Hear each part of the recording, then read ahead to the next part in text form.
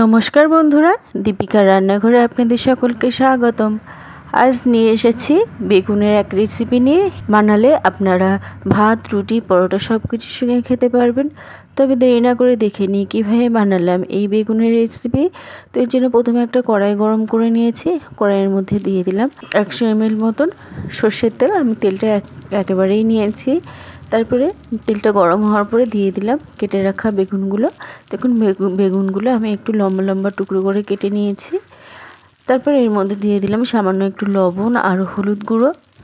এবার বেগুনগুলোকে আমি একদম লাল লাল করে ভেজে নেব। দেখুন বেগুনগুলোর কালার চেঞ্জ হয়ে গেছে, এগুলো লাল লাল হতে শুরু করেছে, এগুলো একদমই ভাজা হয়ে গেছে। এবার বেগুনগুলোকে আমি নামিয়ে নেব। বেগুনগুলো ভাজার উপরেই কিন্তু নির্ভর করবে তরকারির টেস্ট কতটা সুন্দর হবে। বেগুনগুলো আমি নামিয়ে নিয়েছি। তারপর একই তেলের মধ্যে আমি দিয়ে দিলাম 1 চামচ কালো জিরে ফোড়ন। ফোড়নটা একটু হালকা নাড়াচাড়া করে নিয়েছি। এর থেকে দারুণ একটা গন্ধ বেরোনোর পরে দিয়ে দিলাম কেটে রাখা আলুগুলো আমি লম্বা করে কেটে নিয়েছি, তাহলে দেখতে ভালো লাগবে। এবার আলুগুলো লাল লাল করে ভেজে নেব। দেখুন আলুগুলো ভাজা হয়ে গেছে, প্রায় 70% মতন আলুটা একদম রান্না হয়ে গেছে। এর মধ্যে দিয়ে দিলাম 1 চামচ আদা ও কাঁচা লঙ্কা বাটা আর একটা টমেটো কুচি। এবার এটা আলুর সাথে ভালোভাবে কষিয়ে নেব যতক্ষণ না পর্যন্ত আদার কাঁচা গন্ধটা চলে যায় আর টমেটোটাও মজে আসে।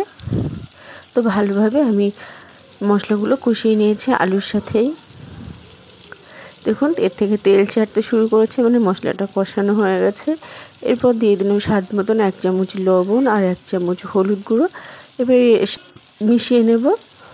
আপনারা চাইলে এখানে 1 চামচ কাশ্মীরি রেড চিলি পাউডার ব্যবহার করতে পারেন, তাহলে এর কালারটা আরও সুন্দর আসবে।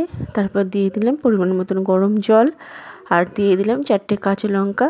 এবার ভালোভাবে মিশিয়ে নিলাম। এরপর একটা মশলা করে নেব। অন্য একটা কড়াইতে নিয়ে নিলাম একটা শুকনো লঙ্কা, তেজপাতা, 1 চামচ ধনে, 1 চামচ মৌরি আর 1 চামচ জিরে আর কয়েকটা গোলমরিচ। এবার এগুলোকে একটু লাল লাল করে ভেজে নিয়ে একটা গুঁড়ো মশলা করে নেব। এদিকে ঝোলটাও একটু ফুটে উঠেছে। এর মধ্যে দিয়ে দিলাম করে রাখা ভেজে রাখা বেগুনগুলো। তারপর দিয়ে দিলাম স্বাদ মতন 1 চামচ চিনি।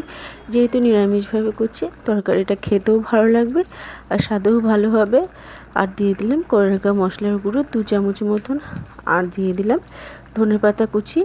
বন্ধুরা এখানে ধনেপাতাটা দেওয়ার চেষ্টা করবেন, তাহলে এই তরকারির টেস্টটা আরও বেড়ে যায়। এবার ভালোভাবে মিশিয়ে নেব। আরও 2 মিনিট মতন রান্না করে নেব। তো রেডি হয়ে গেল আজকের বেগুন আলুর তরকারি রেসিপি। এইভাবে বানালে আপনারা গরম গরম ভাত, রুটি, পরোটা সব কিছুর সঙ্গেই খেতে পারবেন। তো বন্ধুরা রেসিপিটা আপনাদের কেমন লাগলো অবশ্যই কমেন্ট করে জানাবেন। ভালো লাগলে লাইক শেয়ার করার অনুরোধ রইল। ইউটিউব থেকে দেখলে চ্যানেলটি সাবস্ক্রাইব আর পেজ থেকে দেখলে পেজটি ফলো করার অনুরোধ রইল। আজ